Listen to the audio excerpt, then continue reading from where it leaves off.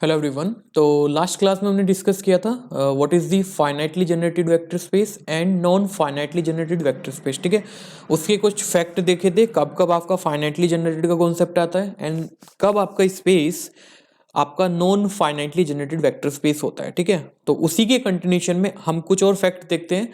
Basically जो हमने function define किया था उसको मैं L I and L D set की डेफिनेशन से रिलेट करूंगा इस लेक्चर में, एंड देन कुछ properties of L I L D set की देखेंगे।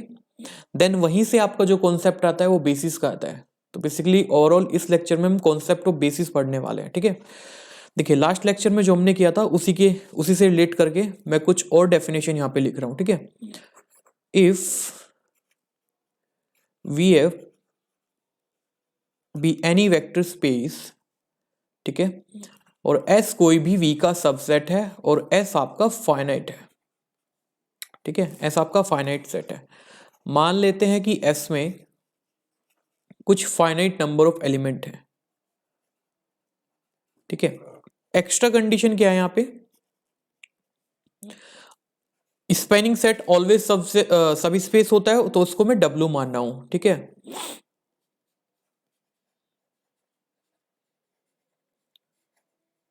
सब space of vector space VF और द फील्ड F। ठीक है, एक फंक्शन हमने डिफाइन किया था। फंक्शन क्या था हमारे पास, बेसिकली FN2 W। ओके, इस W पे एक फंक्शन डिफाइन कर रहा हूं मैं, और ये फंक्शन किस तरह से डिफाइन किया था, α1 α2 अल्फा इंटू अल्फा XI, और I 1 to N आपका वेरी कर रहा है। ठीक है, तो ये फंक्शन ऑन टू था। ठीक है, ये हमने वेरीफाई किया था लास्ट लेक्चर में।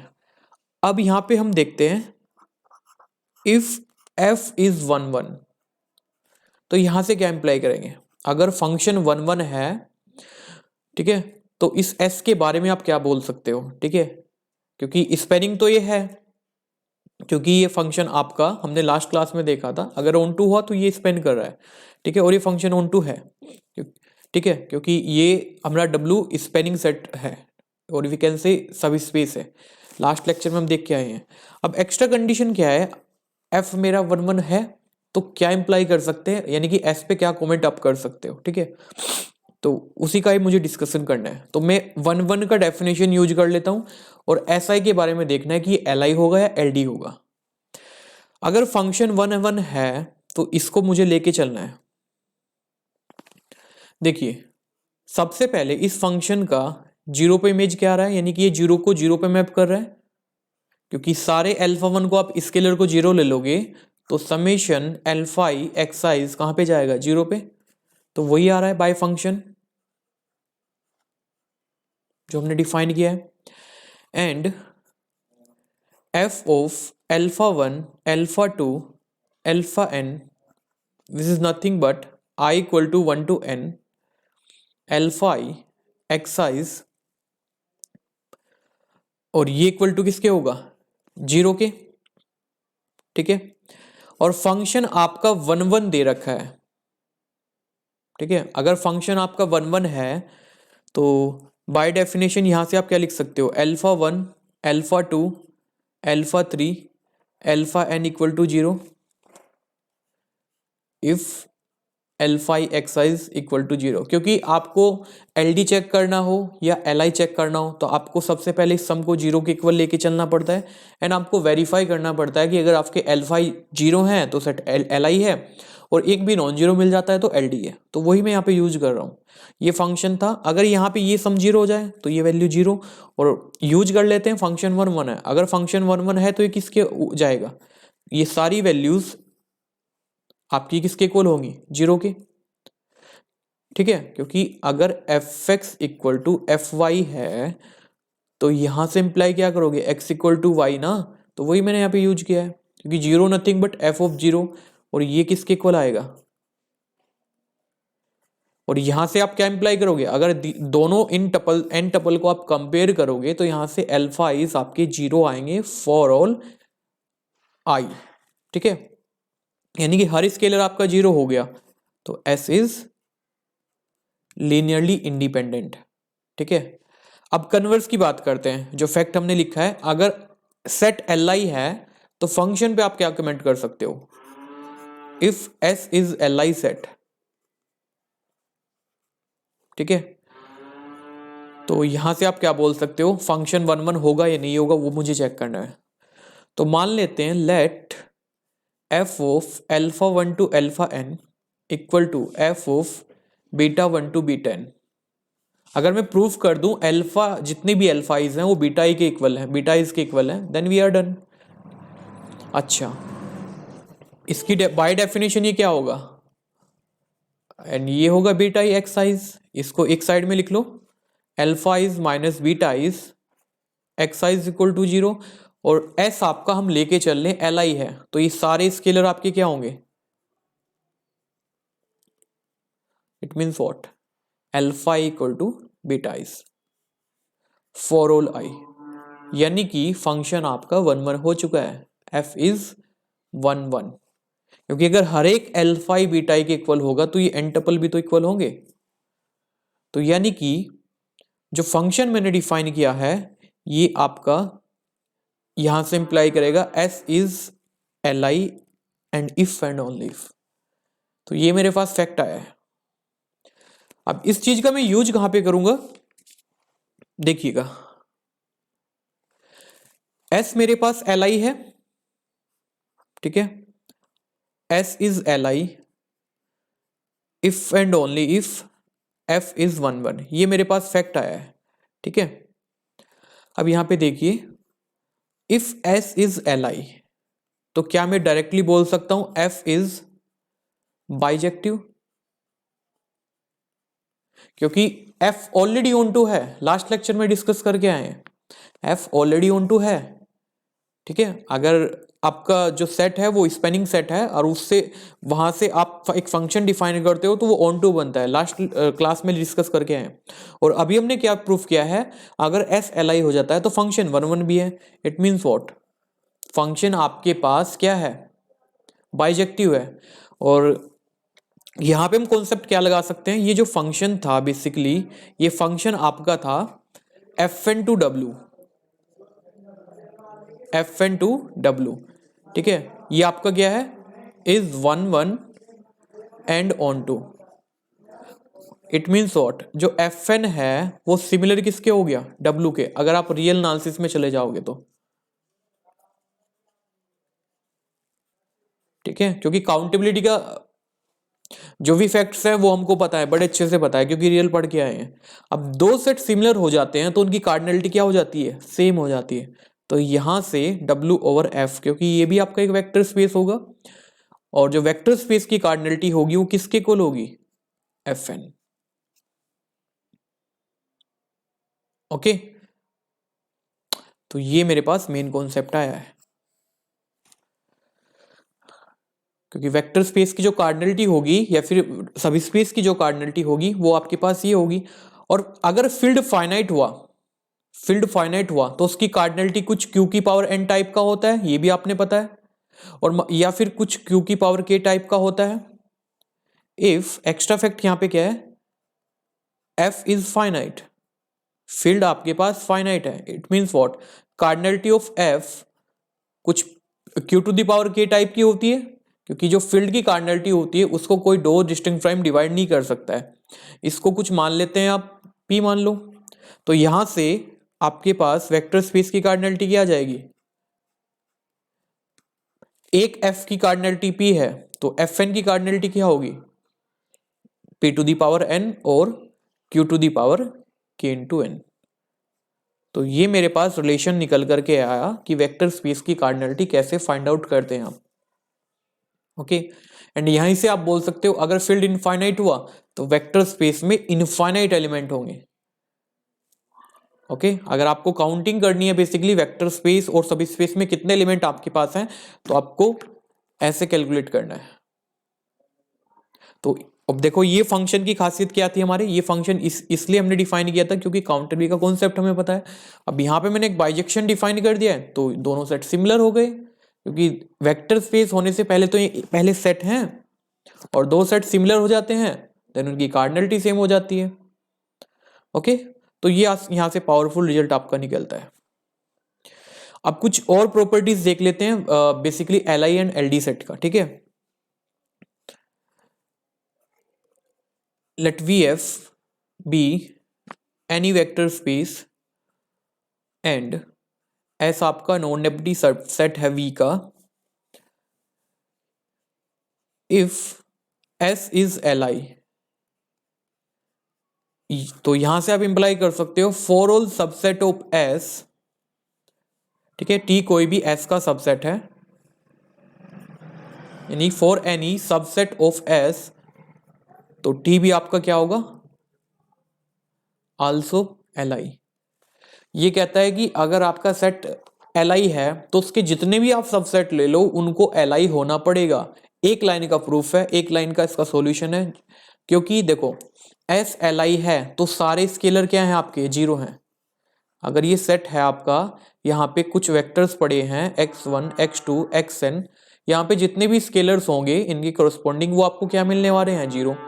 अगर आप कोई छोटा सेट भी ले रहे हो ना, लाइक आपने ये वेक्टर पिक किए, ये आपने टी बनाया, तो यहाँ पे भी तो इन स्केलर का कॉम्बिनेशन जीरो बनेगा, और यही डेफिनेशन किसका है, एल आई सेट का।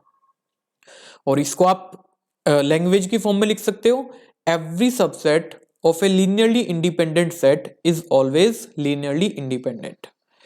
चलिए next one, if zero belongs to S, तो यहां से एस के बारे में क्या कमेंट करोगे, एस आपका ऑलवेज एलडी होगा।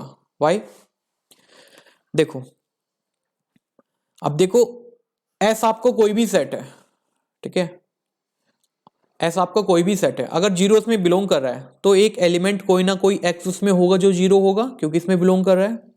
ओके, अब इस एलिमेंट के लिए आप कोई भी नॉन जीरो स्केलर पिक कर लेना। अब इसका जो प्रोडक्ट होगा जीरो, और we can say zero into alpha, और we can say x into alpha, वो तो ऑलवेज जीरो आ जाएगा। ओके, क्योंकि वेक्टर आपके पास ऑलरेडी जीरो है। तो यहां पे आपके पास होगा क्या, ये आपका क्या है जो मैंने लिखा है, nothing but non trivial linear combination of zero. भाई अगर आपके पास जीरो वेक्टर है, आप कोई भी नॉन जीरो स्केलर पिक कर लो, तब पर भी तो आपके पास ये प्रोडक्ट जीरो आने वाला है, यानी कि आपके पास जीरो का नॉन ट्रिवियल लीनियर कॉम्बिनेशन मिल जाएगा वहां पे उस केस में। तो यानी कि जितने भी सेट होते हैं जिनमें जीरो वेक्टर बिलोंग होता है वो ऑलवेज क्या होते हैं, एलडी सेट होते हैं, ठीक है। तो ये आपका सिंपल सा प्रूफ है। अच्छा, अब हमें पता है जितने भी वेक्टर स्पेस होते हैं, अगर आपसे कोई क्वेश्चन पूछे, वेक्टर स्पेस दिया है आपको, वेक्टर स्पेस एल आई होता है, एल डी होता है, और वेक्टर सब स्पेस एल आई होता है, एल डी होता है, ठीक है। तो ये आपको बताना है, ठीक है।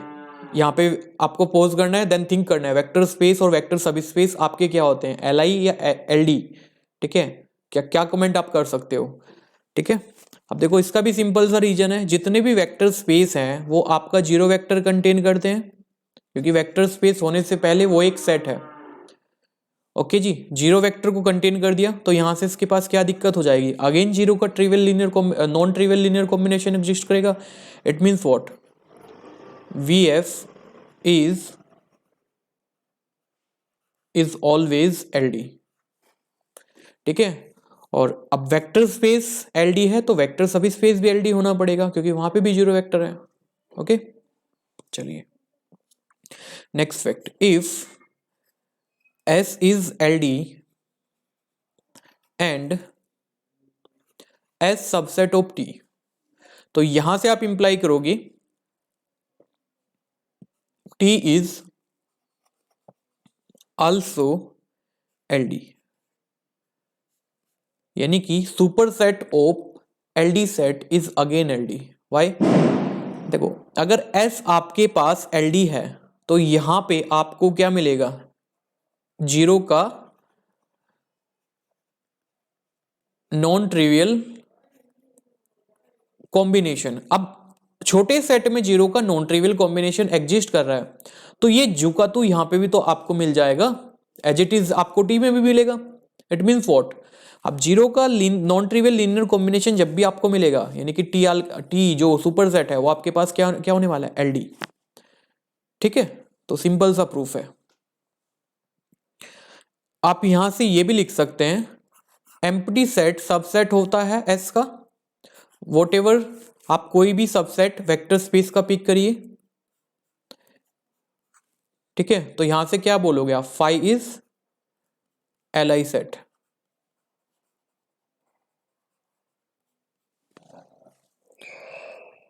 ओके, क्योंकि फाई आपका सबसेट होता है, कोई भी आप, क्योंकि फाई में कोई एलिमेंट ही नहीं है।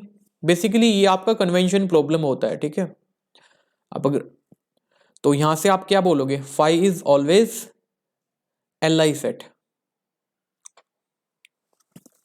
ठीक है, अनदर इंफॉर्मेशन यहां से क्या आएगी, देखो जितने भी ये फैक्ट्स लिखवा रहा हूं ना, ये जब भी आपको असाइनमेंट मिलेगा वहां पे डिट्टो यूज होंगे। अगर आपको इनका थिंकिंग होगा कि अच्छा, कई बार क्या होगा, आपको देखते ही ऑप्शन डिस्कार्ड करना पड़ जाता है, आपको पेन चलाने की जरूरत भी नहीं पड़ती है, अगर आप ये भी आप माइंड में रखते हो। ठीक है, ये छोटे छोटे फैक्ट हैं जो बड़ा काम आते हैं आपके बेसिकली ऑप्शन डिस्कार्ड करने में।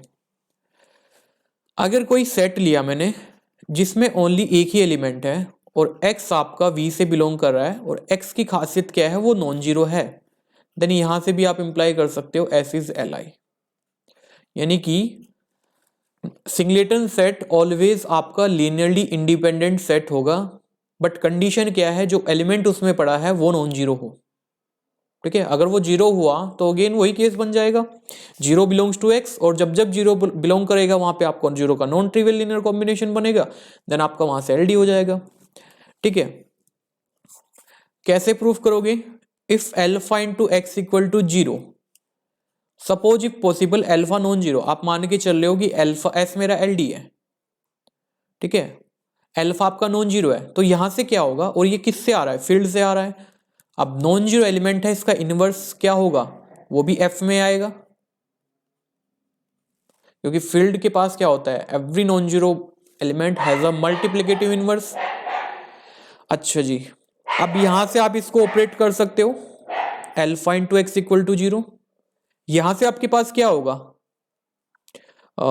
Alpha inverse alpha into X equal to zero, ये आपके पास आइडेंटिटी एलिमेंट देगा, और यहां से आपके पास आ जाएगा एक्स इक्वल टू जीरो, जो कि आपके पास कॉन्ट्राडिक्शन आ जाएगा, क्योंकि एक्स आपके पास नॉन जीरो गिवन है। ठीक है, तो यानी कि अगर एस में एक सिंगलेटन एलिमेंट पड़ा है और वो नॉन जीरो है, तो उसको एल आई होना पड़ेगा, लीनियरली इंडिपेंडेंट होना पड़ेगा। ठीक है, चलिए अब इसी कॉन्सेप्ट का आगे मैं क्या यूज करूंगा, देखो इसी का ही एक्सटेंशन करते जाएंगे, और यही इन्हीं दोनों स्टेटमेंट से कॉन्सेप्ट आएगा बेसिस का। ठीक है, इफ S1 एक सेट मैंने x1 बनाया and x2 belongs to v, then एक सेट S2 डिफाइन कर रहा हूं, और S2 की खासियत क्या है, x1 इंटू एक्स2। ठीक है, यानी कि जो एलिमेंट वेक्टर स्पेस से ले रहे हो वो भी उस S2 में आपने डाल दिया है। तो इस S2 के बारे में क्या कमेंट कर सकते हो, ये Li कब होगा, is Li if and only if x2 does not belongs to spanning set of S1। तो ये आपके पास बेसिकली थ्योरम है, बेसिकली यही कॉन्सेप्ट, ये मैंने दो वेक्टर के लिए लिखा है, अगर आप इसको n तक ले जाओगे बाय इंडक्शन, तो यही आपका कहलाता है एक्सटेंशन ऑफ बेसिस, और we can say extension of Li set. Okay, अब देखो ये Li क्यों होगा, अब ये सिंपल सा कॉन्सेप्ट है,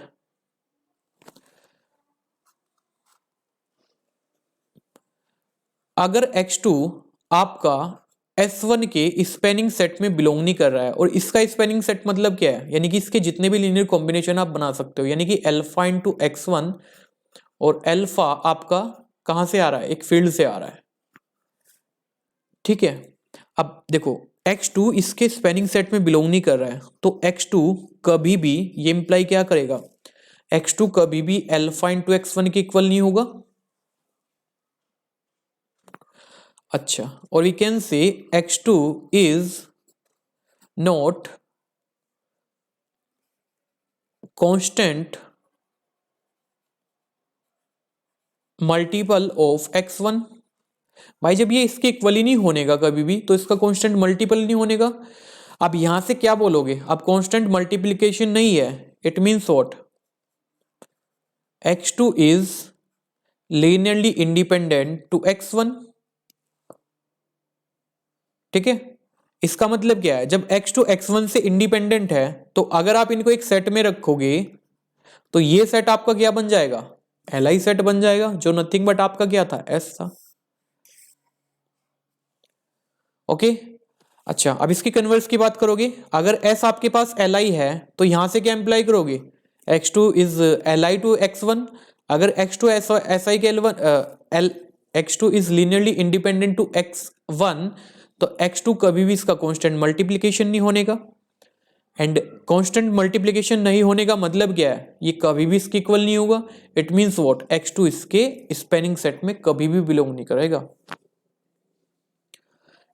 ओके, अब इसका एक्सटेंड कर रहा हूं मैं, इस स्टेटमेंट को आप कैसे लिख सकते हो, basically if S1 is Li subset of V, ठीक है, आपका लीनियरली इंडिपेंडेंट सबसेट है S1 and x2 belongs to V, then एक S2 डिफाइन किया, basically S1 union x2 is Li if and only if x2 does not belongs to spanning set of S1। Okay, basically यहां पे कर क्या रहे हैं हम, देखो कोई आपके पास एक Li सेट था, ठीक है, एक S1 आपके पास Li सेट था, उसमें हमने कुछ और वेक्टर निकाले हैं, उसमें कुछ और वेक्टर डाल दिए हैं। तो बेसिकली हमने क्या बनाया है, x2 का एक x1 का एक सुपर सेट बनाया है। ठीक है, यानी कि एक Li सेट आपको दिया जाए, उसमें कितने वेक्टर ऐड करें सच दैट जो ऐड करके वेक्टर्स का सेट आ रहा है वो Li हो, यानी कि लार्जेस्ट इंडिपेंडेंट सेट आपका यहां पे बन रहा है। ठीक है, और यही लार्जेस्ट इंडिपेंडेंट सेट आपका क्या कहलाता है, बेसिस कहलाता है। तो basis is nothing but largest independent set. ठीक है, तो ये आपका एक्सटेंशन ऑफ Li सेट है। तो बेसिस की पूरे सेगमेंट पे आपको 4 डेफिनेशन आएंगी और एक जनरल डेफिनेशन जो आपकी बुक में होता है, बट आप कोई भी यूज करिए। तो फर्स्ट डेफिनेशन का कॉन्सेप्ट आपका यहीं से आता है। तो बेसिकली लार्जेस्ट इंडिपेंडेंट जो सेट होता है वो नथिंग बट आपका क्या कहलाता है, वो आपका बेसिस कहलाता है। ठीक है, जैसे कि एक न्यूमेरिकल से इसको समझते हैं, इस चीज का मतलब क्या है, V को कोई एक वेक्टर स्पेस ले रहा हूं r² ओवर r। ठीक है, एक S1 मैंने बनाया जिसमें एक वेक्टर पड़ा है 1,0, ये नॉन जीरो वेक्टर है तो ये Li है। ठीक है, एक अनदर वेक्टर ले रहा हूं मैं x2 बिलोंग्स टू V बोले तो r², और x2 को यहां पे पिक कर रहा हूं 0,1। ठीक है, अब मैं एक सेट बनाऊं x1 x2, देन आप वेरीफाई कर सकते हो ये दोनों वेक्टर क्या हैं, कांस्टेंट मल्टीपल नहीं एक दूसरे के।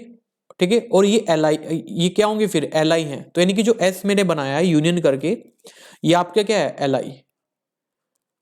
ठीक है, क्योंकि जो आपका x2 है वो इसके स्पेनिंग सेट में कभी भी बिलोंग नहीं करेगा, क्योंकि यहां पे जो एलिमेंट आएंगे उसमें सेकंड जो एलिमेंट एंट्री है वो 0 है, यहां पे 1 है, तो x2 कभी भी इसके स्पेनिंग सेट में बिलोंग नहीं करेगा, क्योंकि यहां पे केस क्या है, जो आपका S2 है वो आपका स्पेनिंग सेट ऑफ S1 में बिलोंग नहीं कर रहा है। इट मींस ये आपका Li सेट है। ठीक है, अच्छा मैंने एक वेक्टर ऐड किया है, अब मैं तीसरा वेक्टर ऐड करता हूं, मैं चेक करता हूं ये Li होगा कि नहीं होगा। अब मेरे पास S2 क्या आया, x1 x2 इज Li। अब इसी कॉन्सेप्ट को आप आगे लेके जाओगे, अगर एक वेक्टर x3 आप लोगे, ये आपके पास Li कब होगा, V से, तो S2 आपके पास बेसिकली S3 बना लो, x1 x2 x3, ये आपके पास Li तभी होगा जब ये x3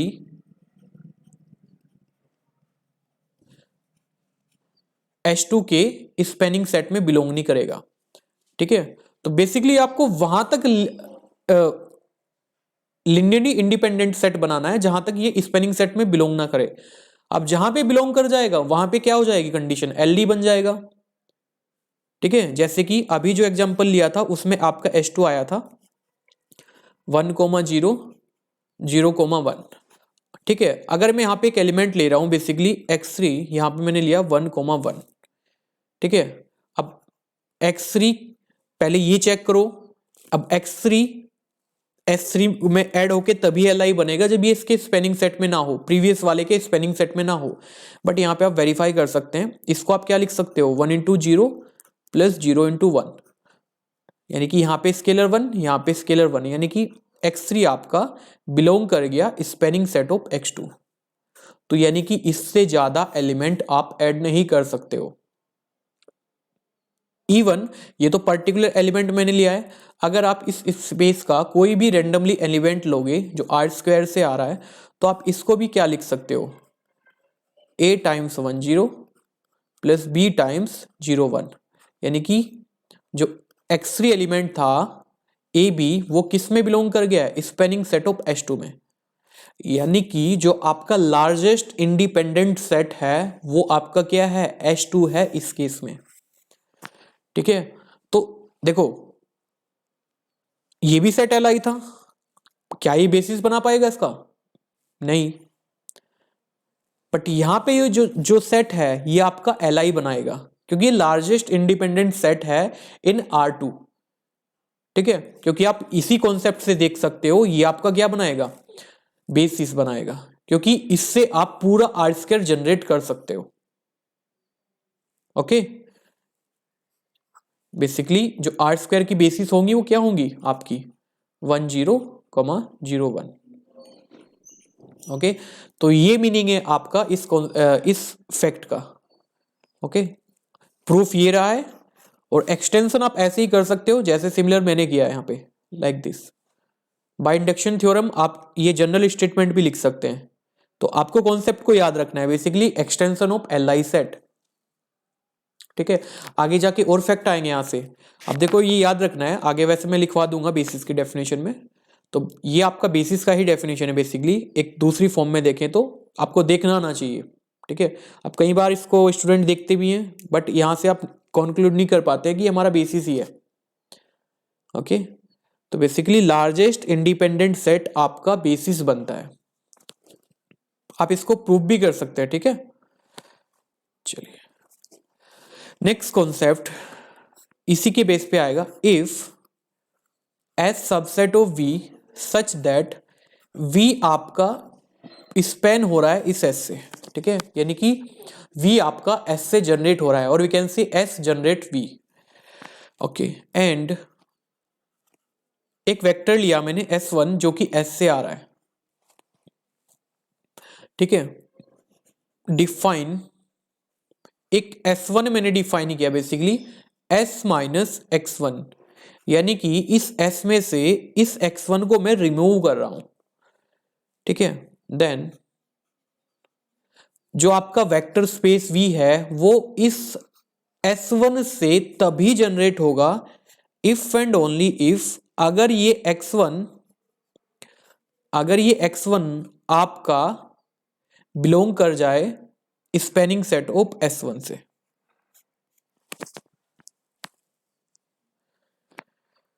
ठीक है, अब ये भी अनदर बेसिस का डेफिनेशन है। ये डेफिनेशन क्या कहता है, देखो वहां पे था एक्सटेंशन ऑफ बेसिस, और we can say extension of Li set, यानी कि किसी Li सेट को हम एक्सटेंड करके बेसिस बना सकते हैं। पहला कॉन्सेप्ट बोलता है किसी भी Li सेट को एक्सटेंड करके हम बेसिस बना सकते हैं वेक्टर स्पेस की। ये फैक्ट क्या बोल रहा है, V का कोई सबसेट है जिससे V आपका पूरा जनरेट हो रहा है, यानी कि स्पेनिंग सेट, और एक एलिमेंट लिया मैंने x1 से x1 S से। ठीक है, और एक सेट बनाया अनदर सेट जो कि obviously subset of vector space है, उससे मैंने x1 को रिमूव कर दिया। तो V उस S1 से तभी जनरेट हो रहा है जब वो x1 आपका इस S1 के स्पेनिंग सेट में बिलोंग कर जाए। अब देखो सिंपल लैंग्वेज में इसको देखना है, आप यहाँ पे कर क्या रहे हैं, बेसिकली आपका जो स्पेनिंग सेट था, बेसिकली जो आपका स्पेनिंग सेट था ओरिजिनल, उससे कुछ वेक्टर को रिमूव करके, यानी कि स्पेनिंग सेट को रिड्यूस कर रहे हैं, कम कर रहे हैं। ठीक है, अब यहां से देखो, अब ये भी देखो S भी जनरेट कर रहा है, S1 भी जनरेट कर रहा है, ठीक है। तो जब S1 भी V को जनरेट कर रहा है तो S के पास क्या है, S आपका क्या है, एक अनदर सेट था जिसने V को जनरेट करा है, और S1 क्या है, इसका एक छोटा सेट है, क्योंकि इसमें से एक एलिमेंट को मैंने भगा दिया है, रिमूव कर दिया है। तो basically another definition of basis यहां पे क्या है, the smallest spanning set is forms a basis of A vector space. ठीक है, एक एक दो दो लाइन का प्रूफ है, आप इसको कर भी सकते हैं। जैसे कि फॉर एग्जांपल यहां पे कर क्या रहे हैं, देखो इसको कई लैंग्वेज की फॉर्म आप देख सकते हो। आप इसको ये भी बोल सकते हैं, अगर कोई भी स्पेनिंग सेट है, अगर उसमें से आप एलडी वेक्टर्स को रिमूव कर रहे हो ना, तो स्पेनिंग सेट पे कोई चेंज नहीं आता है। अगर स्पेनिंग सेट से आप एलडी वेक्टर को बाहर निकाल ले हो, और बाहर तब तक निकालोगे जब तक वो सेट एलाई ना हो जाए। ठीक है, यानी कि उस जो स्पेनिंग सेट है उसको आप तब तक रिड्यूस करोगे जब तक आपका सेट जो बचा है वो एलाई ना आ जाए, क्योंकि हमें पता है लार्जेस्ट इंडिपेंडेंट सेट आपका एलाई होता है, और स्मॉलेस्ट स्पेनिंग सेट आपका बेसिस होता है। ठीक है, देखो अब जैसे कि आर क्यूब ओवर आर मैंने एक वेक्टर स्पेस लिया है, ठीक है। अब यहां पे एक एस ले रहा हूं,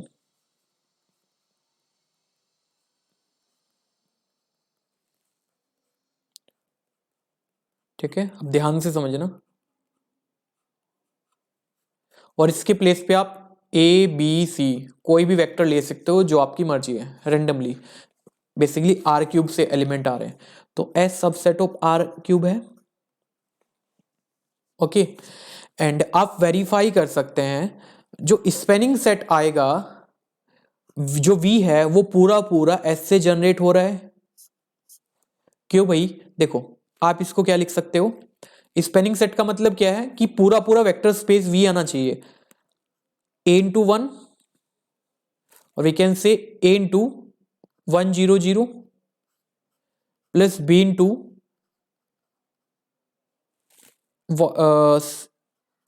ये लिख सकते हो प्लस सी इंटू 0 0 1।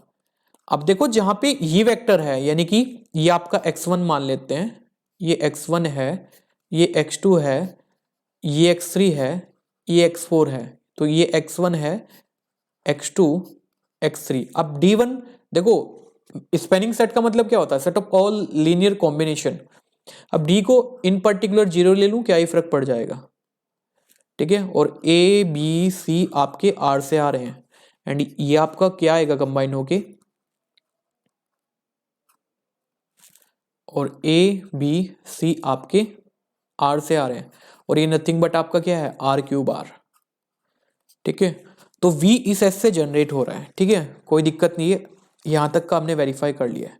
अब ये चीज क्या बोलती है, देखो अब मेरा क्वेश्चन ये है, क्या ये एस बेसिस बनाएगा, क्या ये जो आपका एस है ये बेसिस बनाएगा। अब देखो स्पेन तो उसने कर दिया है, क्योंकि जो बुक में आपका जनरल डेफिनेशन होता है ना, उसमें दो आपकी रिक्वायरमेंट होती है, वो क्यों होती है वो भी बताऊंगा। अब देखो ये आपका बेसिस नहीं है, क्यों नहीं है, क्योंकि अभी हमने क्या देखा, अगर इसको हम जितना रिड्यूस कर सकते हैं पहले उतना रिड्यूस करना पड़ेगा, यानी कि स्मॉलेस्ट स्पैनिंग सेट आपका बेसिस कहलाता है। ठीक है, अगर मैं इस x4 को यहां से रिमूव कर दूं, एक s1 बनाऊं, बेसिकली s माइनस x4, ये मैंने रिमूव कर दिया यहां से। ठीक है, तो ये रिमेनिंग सेट s1 क्या बचा, 1 0 0 0 1 0, एंड यहां पे बचेगा 0 0 1। एंड अगेन आप वेरीफाई कर सकते हो, अगर ये आपका S1 है तो V अगेन जनरेट हो रहा है इससे।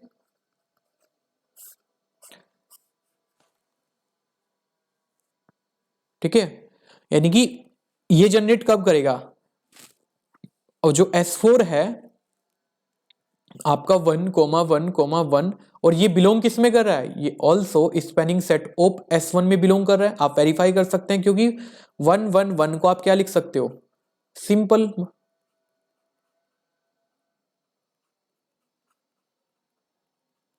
देखो सारी कंडीशन फुलफिल हो रही है। अब इससे ज्यादा आप रिड्यूस करोगे, ठीक है, अगर इससे ज्यादा आप रिड्यूस करोगे यानी कि आप इसमें से इसको रिमूव कर पा रहे हो, कोई सा भी जो आपकी मर्जी रिमूव कर रहे हो, यानी कि एक आप H2 बना रहे हो, तो बचेगा क्या 1 0 0 एंड 0 1 0। अब इसके कितने भी पॉसिबल लीनियर कॉम्बिनेशन बना लो, आप कभी भी H2 से R क्यूब को जनरेट नहीं कर पाओगे, क्योंकि यहां से थर्ड एंट्री ऑलवेज 0 मिलेगी, ठीक है, यानी कि आप कभी भी इस टाइप के एलिमेंट को यहां पे जनरेट नहीं कर पाओगे, ठीक है। तो H2 यहां पे कभी भी R क्यूब को जनरेट नहीं कर पाएगा, क्योंकि यहां पे आप अल्फा रख सकते हो, यहां पे आप बीटा रख सकते हो, इसकी हेल्प से पूरा R क्यूब नहीं बनेगा, क्योंकि only A B and 0 type के एलिमेंट ही आप इस H2 से जनरेट कर सकते हो, ठीक है। अब ये भी देखना है आपको इस स्पैनिंग सेट को कितना रिड्यूस करना है, ठीक है, वहां तक रिड्यूस करना है कि जो आपने एलिमेंट रिमूव करा है वो एलिमेंट आपके इस S1 में ही बिलोंग कर जाए। अब यहां पे देख लो कंडीशन, आप इससे ज्यादा रिमूव नहीं कर सकते, तो ये आपका क्या है स्मॉलेस्ट स्पैनिंग सेट, और ये नथिंग बट आपका बेसिस है, ठीक है। तो आई होप दोनों कॉन्सेप्ट आपको अच्छे से क्लियर हुए होंगे, और इन्हीं कॉन्सेप्ट का आप यूज, इन पे क्वेश्चन भी आ रखे हैं, ठीक है, आपके IIT जैम में CSIR नेट में डायरेक्ट क्वेश्चन यहां से आ रखे हैं, ठीक है, इन दोनों फैक्ट के ऊपर, तो आपको फैक्ट का एप्लीकेशन पे ज्यादा ध्यान रखना है, ठीक है। चलिए अब बेसिक्स का तो बेसिस आपका क्या होता है, तो बेसिस को डिफाइन कर लेते हैं। सबसे पहले general definition,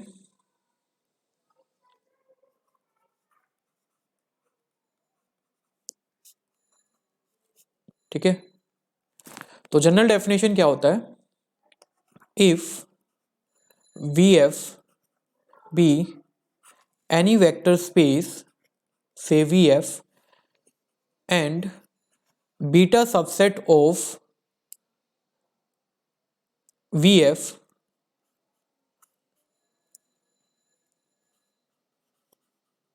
called basis of VF if number 1 beta is Li, second spanning जो बीटा है वो पूरा पूरा V को स्पेन करना चाहिए, यानी कि और we can say beta generate V, तो ये आपके बुक का डेफिनेशन है जनरल। अब आपको ये क्लियर होगा कि दोनों कॉन्सेप्ट क्यों चाहिए, क्योंकि अभी हमने क्या देखा है, the largest independent set is forms a basis and smallest spanning set आपका बेसिस बनाता है, ठीक है। या तो इन दोनों डेफिनेशन को पकड़ो, या फिर अगर बीटा को आप Li प्रूफ कर दो एंड ये भी प्रूफ कर दो कि जो बीटा है वो पूरे V को जनरेट कर रहा है, तो दोनों कंडीशन एक साथ फुलफिल हो रही हैं, ओके। अगर आप बीटा को Li दिखाते हो और इसका जो स्पेनिंग सेट है वो V के इक्वल आ रहा है, तो यहां पे आपको लार्जेस्ट प्रूफ करने की नीड नहीं है, ओके। एंड आपको यहां पे इस बीटा को स्मॉलेस्ट स्पेनिंग सेट प्रूफ करने की नीड नहीं है, तो इसलिए इस बुक में आपका डेफिनेशन होता है इन जनरल, ठीक है। तो फर्स्ट डेफिनेशन आपके पास ये है। सेकंड डेफिनेशन आप लिख सकते हैं, basis is the largest independent set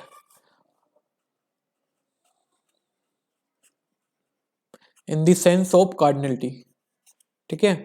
ये जो लार्जेस्ट वर्ड है ये कार्डिनलिटी के सेंस में बोल रहे हैं, ठीक है, ओके।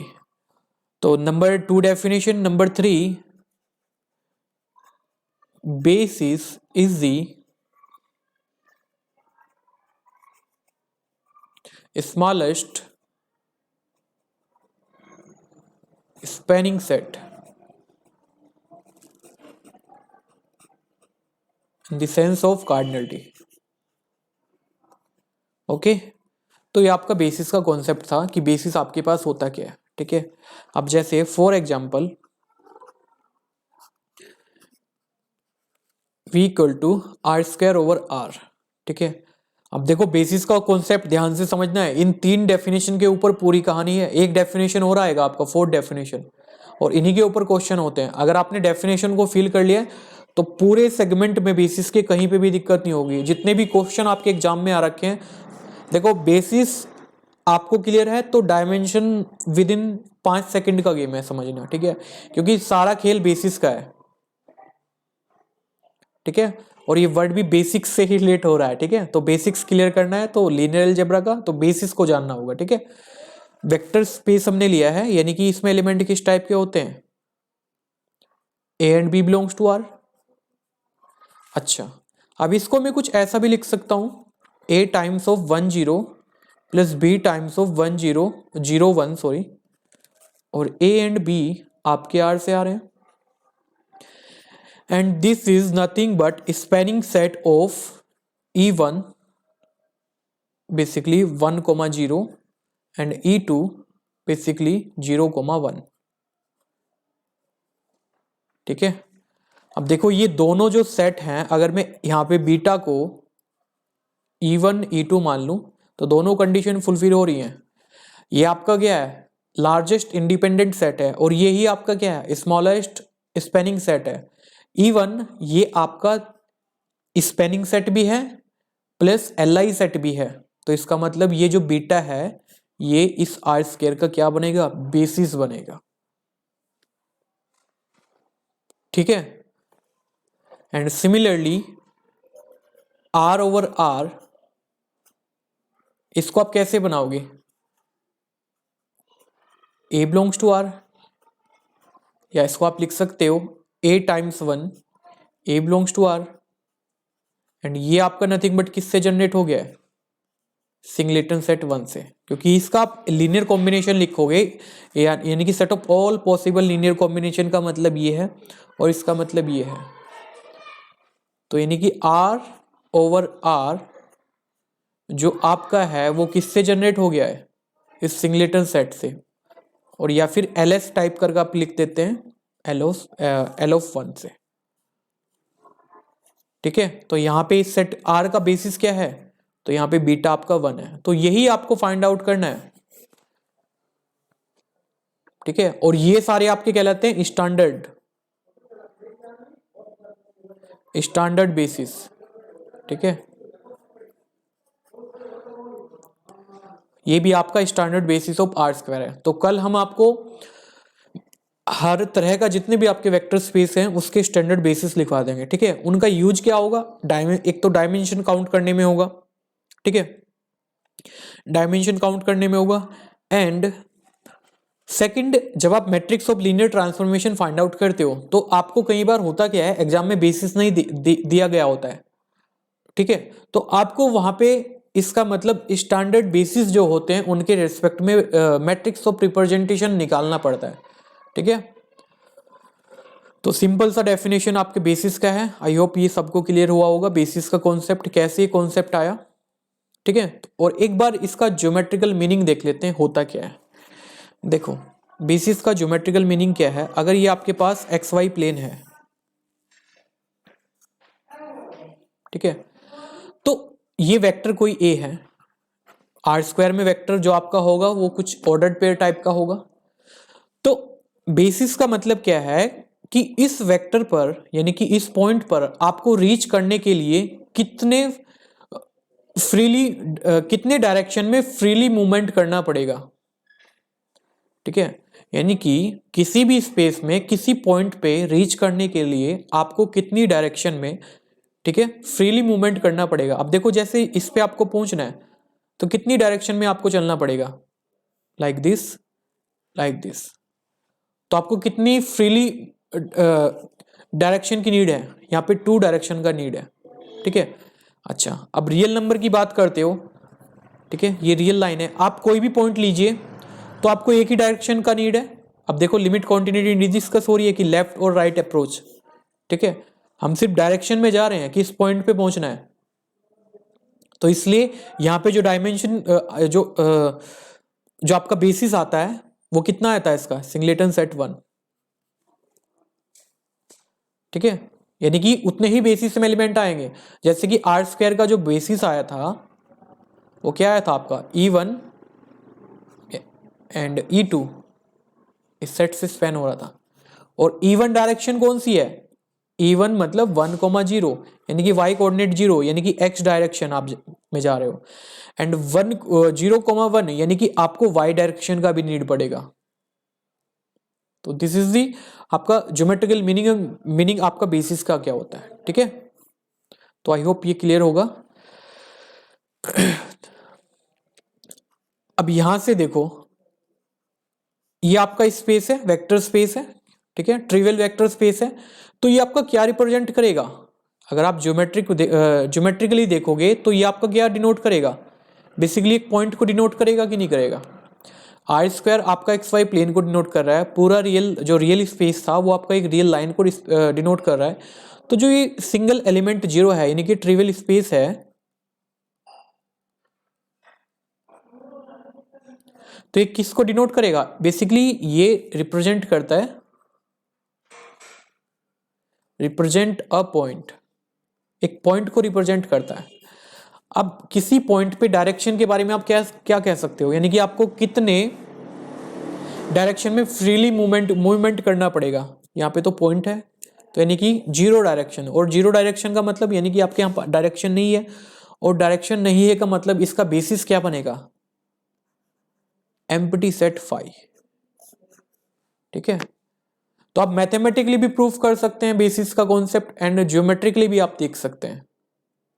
ठीक है, अब 2 तक हमने इसलिए लिया है कि 2 में आप इजीली समझ पाओगे। जैसे कि आप R³ R4 लोगे तो वो ज्योमेट्री यहाँ पे हम प्लॉट नहीं कर सकते हैं। जैसे कि R³ तो इसमें आपको कितने फ्रीली मूवमेंट करने पड़ेंगे डायरेक्शन, कितनी डायरेक्शन की आपको नीड होगी, तो आपको कितनी डायरेक्शन में जाना पड़ेगा,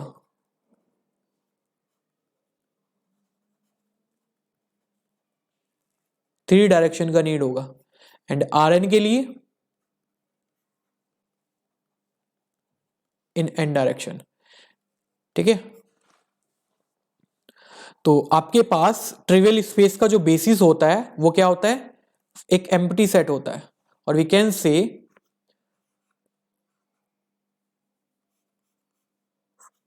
फाई ये किसको जनरेट करता है, इस ट्रिवियल स्पेस को।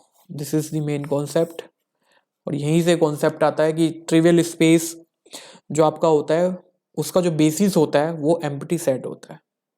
ओके, तो ये हमारे पास कुछ कॉन्सेप्ट था बेसिस का। ठीक है, अब यहां से आप प्रूफ कर सकते हो, अगर कोई भी आपके पास वेक्टर स्पेस है Fn ओवर F टाइप का, ठीक है, तो इसमें एलिमेंट किस टाइप के होंगे, A1 A2 AN and AIs आपके फील्ड से आ रहे होंगे।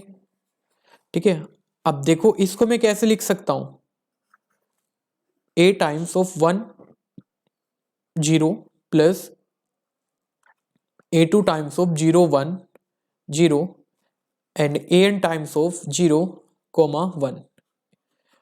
ठीक है, और ये नथिंग बट आपका क्या है, A1 इंटू E1, E1 मतलब 1 पोजीशन पे 1 आएगा, ये आपका क्या है A2 AN e की पावर n।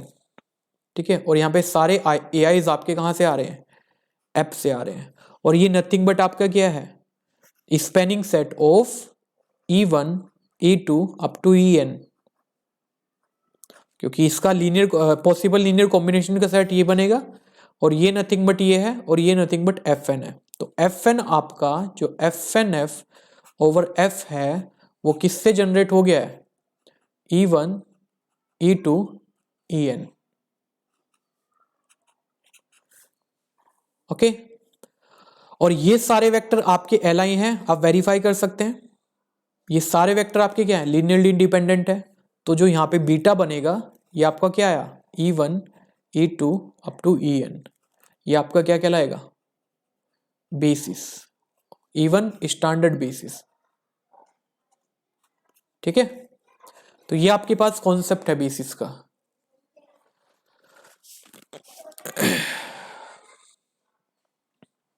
तो बेसिस में हमारे पास इतना ही है।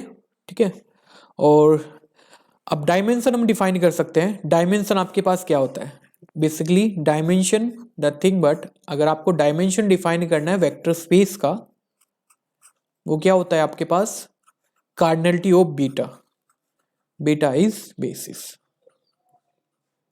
अब देखो, अब बेसिस का कॉन्सेप्ट क्लियर है तो डायमेंशन आपको पता होनी चाहिए। तो डायमेंशन का पूरा कहानी आपका बेसिस के ऊपर डिपेंड करता है। अगर आपको बेसिस अच्छे से आता है तो डायमेंशन में कोई प्रॉब्लम आपको नहीं होगी।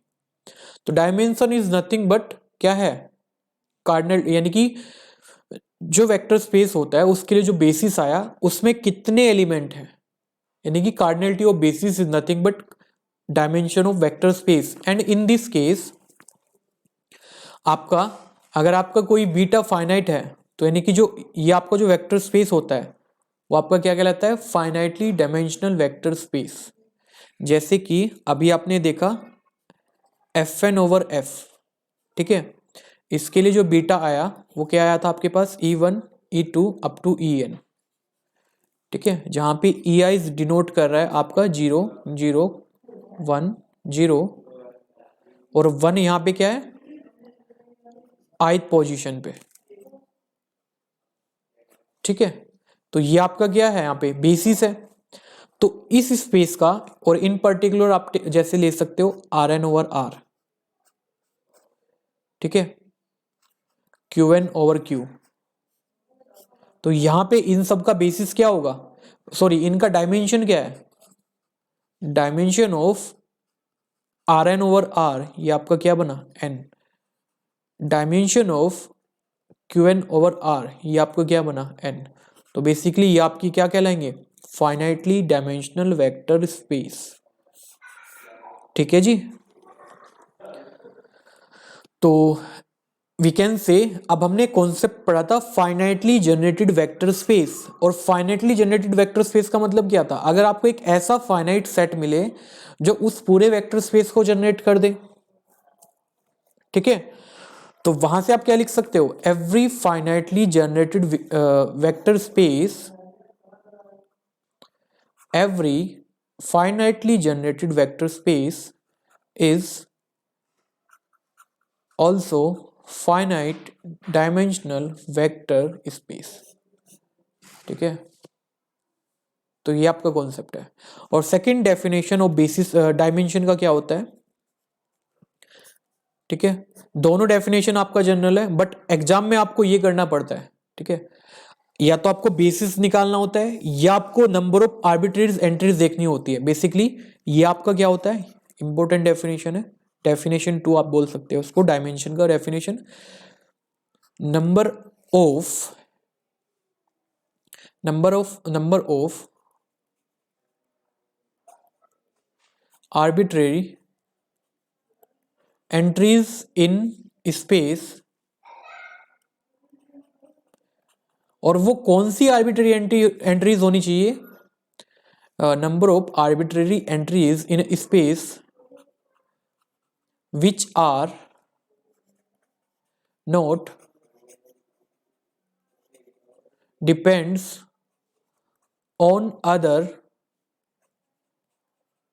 एंट्रीज। ओके, जैसे एक सिंपल सा कॉन्सेप्ट है, बाकी डायमेंशन पे कल एग्जांपल करेंगे हम, ठीक है, और कॉन्सेप्ट देखेंगे कुछ बेसिस के। बेसिकली आपका 4 डेफिनेशन बचा है, ठीक है, वो मुझे करना है। एंड डायमेंशन पे कुछ एग्जांपल करेंगे कि वेक्टर स्पेस का डायमेंशन फाइंड आउट कैसे करते हैं, ठीक है, और इसकी कुछ प्रॉपर्टीज देखेंगे। तो यहाँ पे क्या है आपके पास R² है, और यहाँ पे फील्ड भी R पिक कर लेते हैं, ठीक है।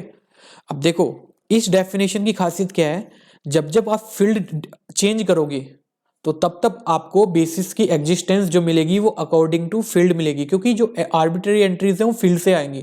जैसे ही फील्ड चेंज होगा तो आपकी डायमेंशन भी वहां पे चेंज हो जाएगी, ठीक है, कल हम देखेंगे।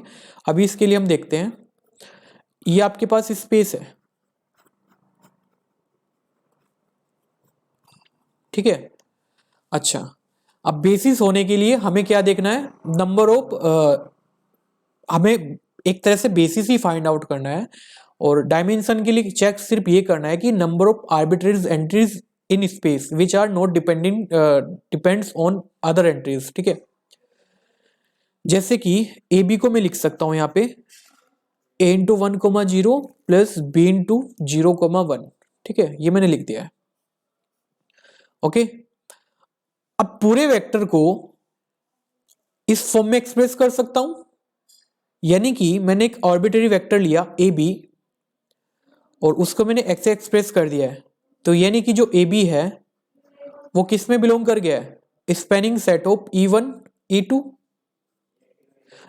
और वी कैन से पूरा आर स्क्वायर इससे जनरेट हो गया है, इवन ये दोनों एलआई है, तो इसकी बेसिस में दो एलिमेंट होंगे, ये एलिमेंट होंगे। अब यहाँ पे नंबर ऑफ आर्बिट्ररी एंट्रीज कितनी आई है जो एक दूसरे पे डिपेंड नहीं कर रही है, यानी कि एक स्केलर किससे आया, ए से आया, एक बी से आया, तो आर्बिट्ररी एंट्रीज है दोनों। ठीक है, नंबर ऑफ आर्बिट्ररी एंट्रीज जो कि एक दूसरे पे डिपेंड नहीं कर रही हैं, आप कैसे भी देख लो ये दोनों डिफरेंट होंगी। ओके, क्योंकि यहां का इसका जो कॉमन फैक्टर है यहाँ पे 1 है, यहाँ पे 0 है, ये कभी भी इक्वल नहीं हो सकते हैं। ओके, तो इसकी डायमेंशन कितनी होगी, 2 होगी। ओके, तो ये आपका इस डेफिनेशन का मतलब है कि नंबर ऑफ आर्बिट्ररी एंट्रीज देखनी है आपको स्पेस में जो कि अदर एंट्रीज पे डिपेंड नहीं कर रही है। ठीक है, जैसे कि आपको एक होमवर्क दे रहा हूं मैं, V/M2R। ठीक है, बेसिकली क्या है, set of all 2x2 matrices. Then आपने इसका डायमेंशन फाइंड आउट करके लाना है, डायमेंशन ऑफ V क्या होगा, एंड बेसिस बीटा ये क्या होगा। ठीक है, ये आपके लिए होमवर्क है। ठीक है, और एक क्वेश्चन दे रहे हैं आपको, आपने वेरीफाई करना है which of the following set is R Li on R cube R। Option A 100 231 111 and 211। ठीक है, and option B 100, option C 222 111। ठीक है, ऑप्शन डी 100 110 111। ठीक है, यहां पे आपने वेरीफाई करना है कौन सा सेट Li होगा। ठीक है, एंड उसके बाद आपने सेम ऑप्शन है, आपने चेक करना है बेसिस कौन सा बनेगा।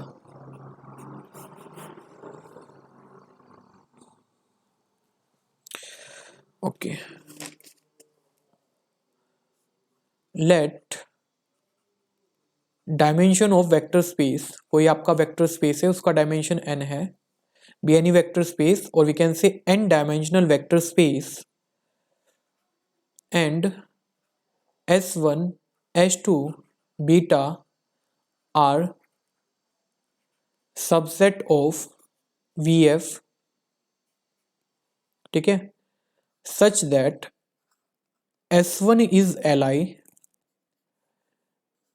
and spanning set of S2 is nothing but V and beta is basis